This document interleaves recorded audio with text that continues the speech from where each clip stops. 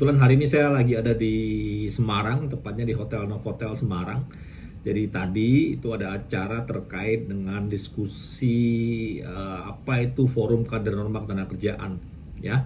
Jadi kalau teman-teman ingin tahu apa itu norma kerja, apa itu KNK, ya kan? Kebetulan hari ini tadi kita lagi diskusi itu dengan teman-teman dari BPJS Ketenagakerjaan karena kita sudah kerjasama dengan BPJS Ketenagakerjaan, manfaat KNK buat BPJS Ketenagakerjaan itu sangat dominan gitu kan. Dominannya dari mana? Ya otomatis dengan perusahaan ada personel KNK di dalamnya, tingkat kepatuhannya meningkat gitu kan. Dengan tingkat kepatuhan yang meningkat, otomatis kepesertaan BP Jam Sostek dalam hal ini itu juga meningkat.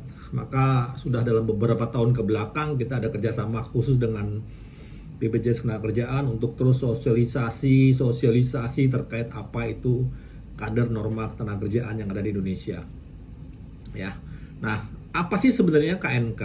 Nah, ini sedikit buat teman-teman yang belum tahu atau ingin tahu lebih dalam bagaimana caranya dan sebagainya. Saya akan sedikit mengulas sejarahnya seperti apa.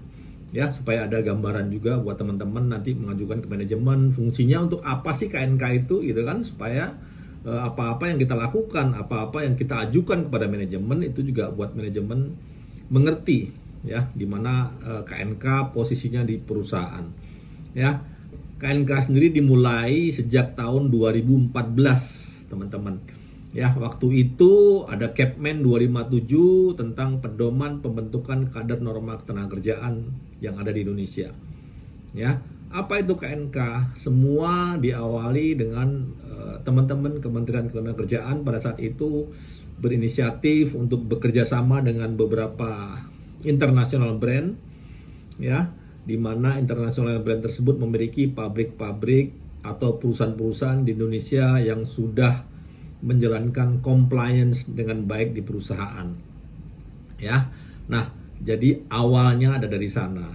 Tujuannya apa?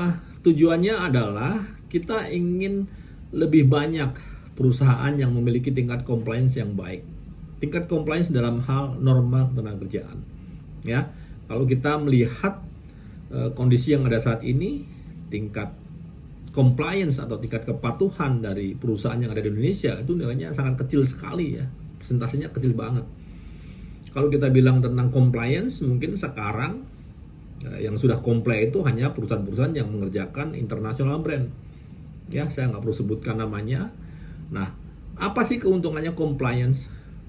Buat sekarang, keuntungan buat pengusaha apa, keuntungan buat karyawan apa, dan lain sebagainya.